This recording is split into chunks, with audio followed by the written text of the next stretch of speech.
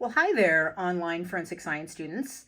This is Amy Clancy speaking. I am your instructor. And this is an introductory video. So this is actually a presentation that I always give to my face-to-face students, but I thought I would torture you guys as well. It's kind of where I tell you about myself, and it allows you to make the decision of, oh, this chick is really weird, I'm gonna drop this section, or whether you wanna stay. So, I also do this because I want you to know my educational background, so you'll know that you're being taught forensic science by someone who's actually done forensic science. Okay, so here I am with some llamas hanging out at a llama farm. So a little bit about my education and work experience. I have an associate's degree in criminal justice and law enforcement from Kirkwood. And then I went on to get my bachelor's at UNI. As you can see, look at me, I'm a wonderful role model here. Then I decided I wanted to go into forensic science, and so I went to get my master's degree in forensic biology at a little school called Southeast Missouri State.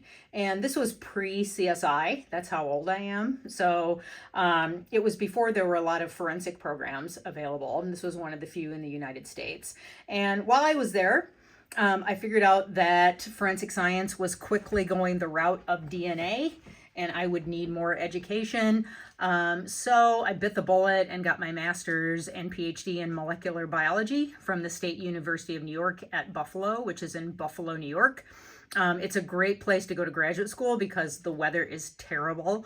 So there's literally nothing to do but study and eat a ton of chicken wings. I also have a graduate certificate in death investigation from the University of Florida, and I am what you call a CMDI, which means I'm a certified medical legal death investigator, which means I can go to death scenes and gather information to help the forensic pathologist determine the cause and manner of death of a person. I'm also currently working on my master's in veterinary forensics at the University of Florida. And that is, as you might suspect, crimes against animals, where when you hear of like big animal hoarding cases or dog fighting, that's what that degree is. I also spent 7 years in research and biotech, doing a lot of immunology, virology, and microbiology.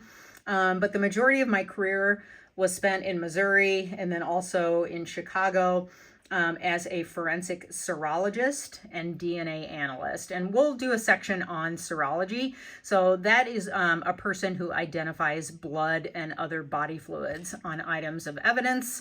And then you try to figure out, who they could have come from.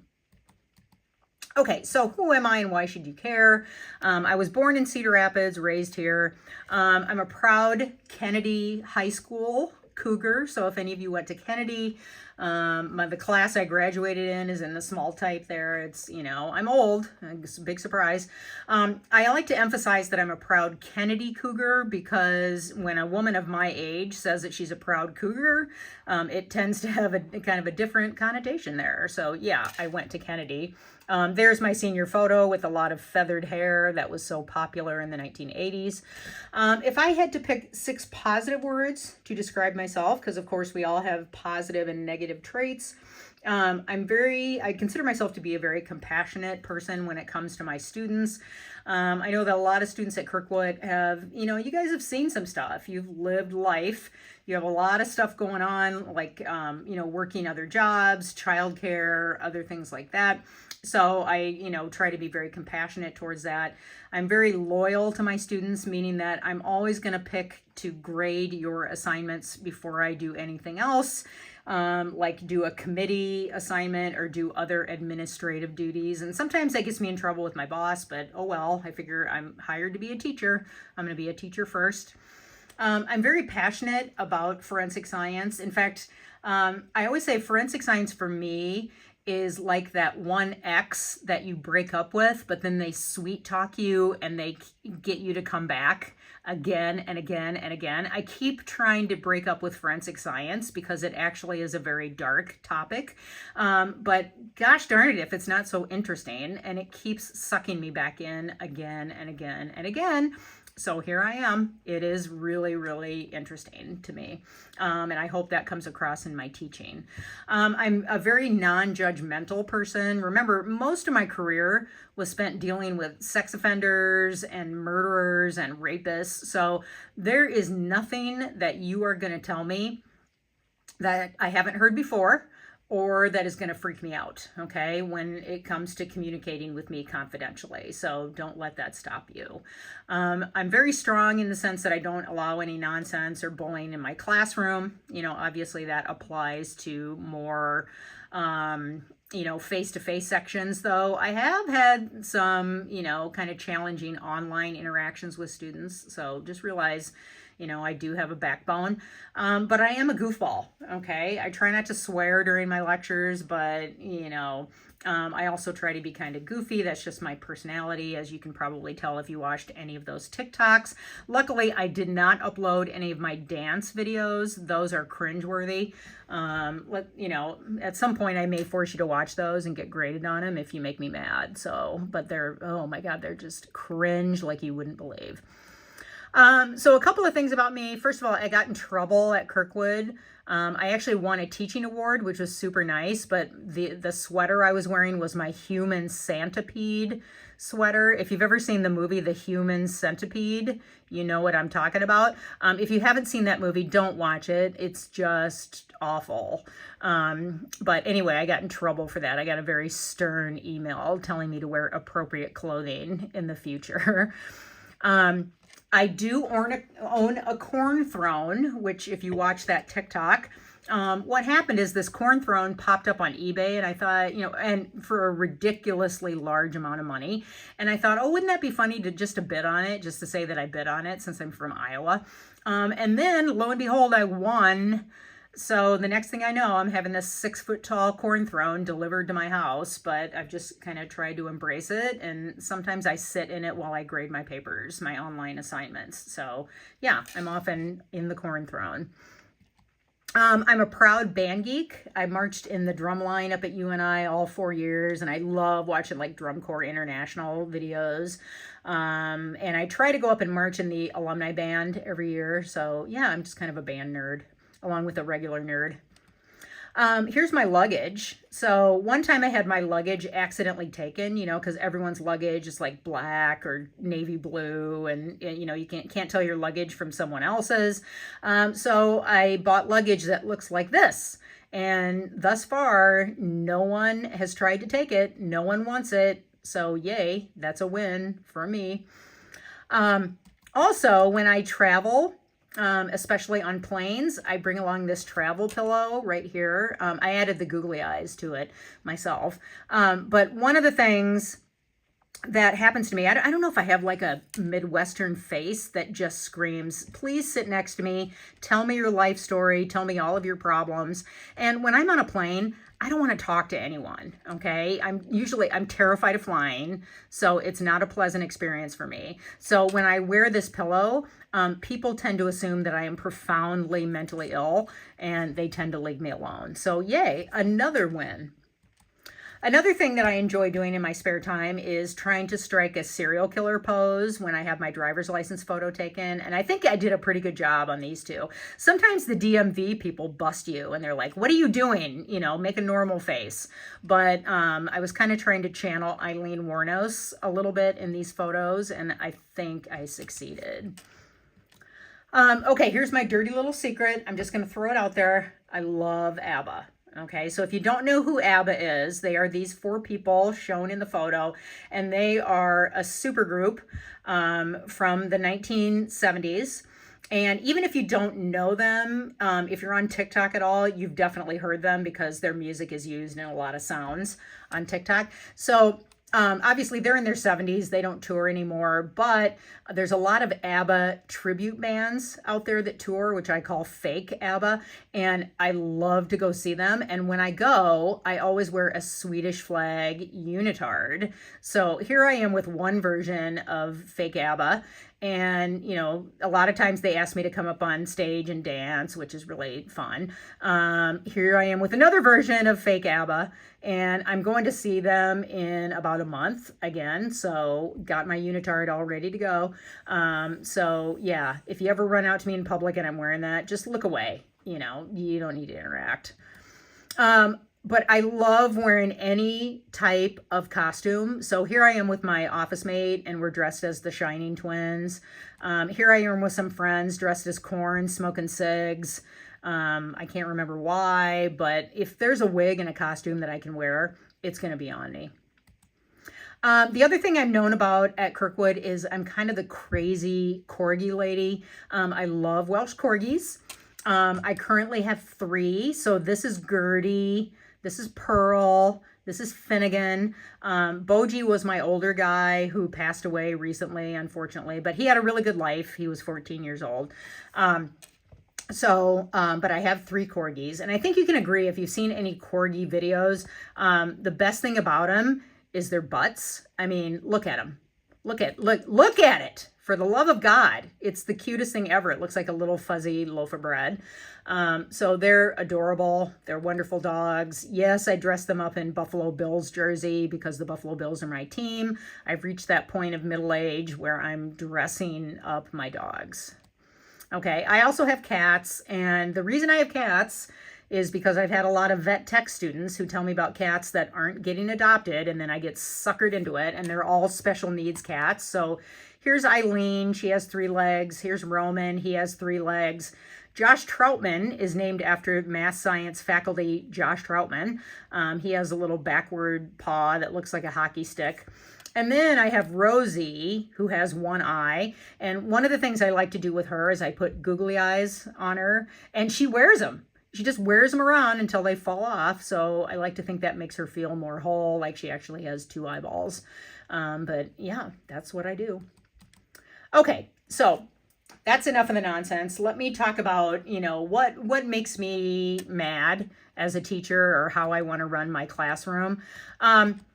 So a lot of this stuff applies to face-to-face only. Obviously this is an asynchronous class, so you can view that material anytime you want to. Like I said, if you're awake at 3 in the morning and you want to watch a lecture video and do a study guide, you totally can. So you're not going to be disruptive. When I say bullying, a lot of times the worst bullying I see is with students who are mean to themselves. Like, they don't do well on an exam, and then they'll be like, oh, I'm so stupid. I bet everyone in the class is doing much better than me. And first of all, you don't know anything about anyone else in the class. Okay. And it's just you versus the material. Okay. There's not a curve. So if you don't do well on an exam, maybe you didn't study as well, just give yourself a break. Okay. You can own it, but, also be kind to yourselves. I mean, I hate to tell you, but there's a lot of people who are going to be jerks to you when you grow up, and go out into the real world. So don't be mean to yourself. Okay. I'm not going to be mean to you. All right. I can promise you that. And please be kind to yourselves as well. So here's what I like to see. Okay. So this is what I basically demand of my students. Please, please, please communicate with me. If you are having an issue, something's come up in your life that's making it difficult to submit an assignment or get a quiz done. If I don't hear from you, then I assume that you don't care. And I ask that you send me a quick text, within 24 hours. So by far the best way to communicate with me is the Remind app, because like most human beings, I usually have my phone with me and can receive text messages. I may not check my email all the time. It may be, with 3 or 4 times a day, but I'll always have text messages available to me. So please communicate with me. Remind is completely confidential when you send me a message. I can send out messages to the whole class, but if you send me just a message, it's completely confidential. So please, yes, communicate with me. That means a lot. And then please work your best to take quizzes and exams and turn in assignments on time. I usually give you a 16-hour window to take, what amounts to be maybe a 10-minute quiz. Same thing with exams. So please turn in, those on time. And then I usually give you at least a week to do assignments. So please try to turn those in on time as well. Here's the bullying thing. Please be kind to yourselves. When you're communicating with me, please be respectful. I will do the exact same thing. And then also have personal accountability. So, if you didn't do well on an exam or an assignment and you know that you didn't put very much effort into that, just own that. Okay. And then that's a pretty easy fix. You are able to, put more time and hopefully do better the next time. But please have personal accountability as well. For myself, okay, I'm going to do my absolute best to respond to your communication and grade your assignments as fast as humanly possible. So I teach in the mornings. Realize that, I'm usually in class from 8 until about noon or so. So if you send me a text at 9 o'clock, it may take me a couple of hours to get back to you, only because I'm in class at that time. But my goal this semester is to try to devote my afternoons to taking care of my online sections. So I will get back to you and grade your work as soon as I absolutely can. I'm always going to be prepared, okay, when you're asking me questions. But do I know everything about forensic science? Absolutely not. And if you ask me a question and I don't know the answer, I'm going to say, I don't know, but let's try to find out the answer, by using a search engine or for me looking through journals. I know a lot about forensic science because I've been doing it for 30 years, but it's an ever-changing field. Technologies like DNA move so fast-paced, and there are new technologies coming out all of the time. So I don't know everything, and I'm just going to admit that to you and then try to find the answer. I also don't believe that just because someone has a PhD that you have to call them doctor and you automatically have to respect them. I think respect is something earned over time. So hopefully by the end of the semester, I will have earned your respect. I'm also going to be fair, okay? I'm not going to let one person make up a quiz and then someone who has the exact same excuse not make up a quiz, okay? I'm going to follow the policies that are outlined in the syllabus. This is why it's really important for you to read the syllabus and to look at the policies that are outlined in there, because that's my guide that I go by. Okay, so why is it worth your time to study forensic science? Because I know a lot of you, this is not your career path, okay? This class is open to anyone to take as a science elective credit. So crime is going to impact your life, whether directly or indirectly, okay? Some of you, I know, are taking this course because you want to become a law enforcement officer. Obviously, yeah, you need to know the limitations and capabilities of forensic science. Same thing for those of you going into corrections, because certainly crimes happen within correctional institutions and you're going to have crime scenes.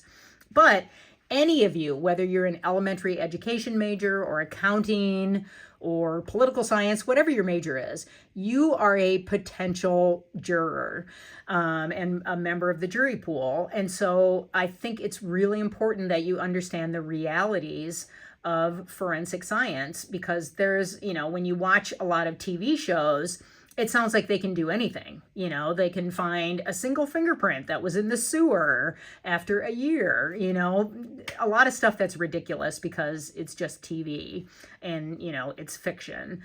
But I think it's really important for you to understand the capabilities. Okay. And then unfortunately, some of us will be victims of crime.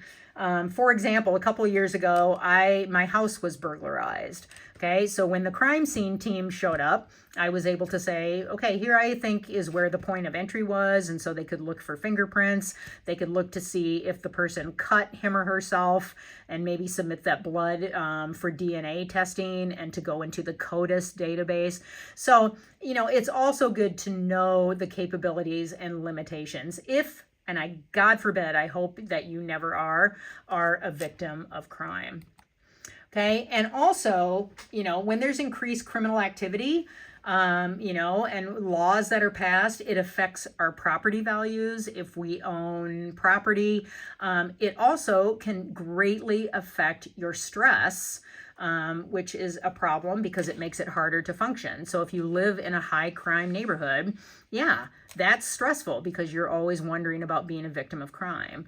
And unfortunately, even the nicest neighborhoods can have crimes happen in them. So, you know, forensic science can really impact us all when we look at it as a more global topic. Okay, so that's all I have for you. That's my little introduction. And, you know, go ahead and get started in the course. And I will have the content posted for you as soon as I can. Okay, so have a great first day of class, and I'll be in touch with you soon. Thanks a lot, you guys. Bye-bye.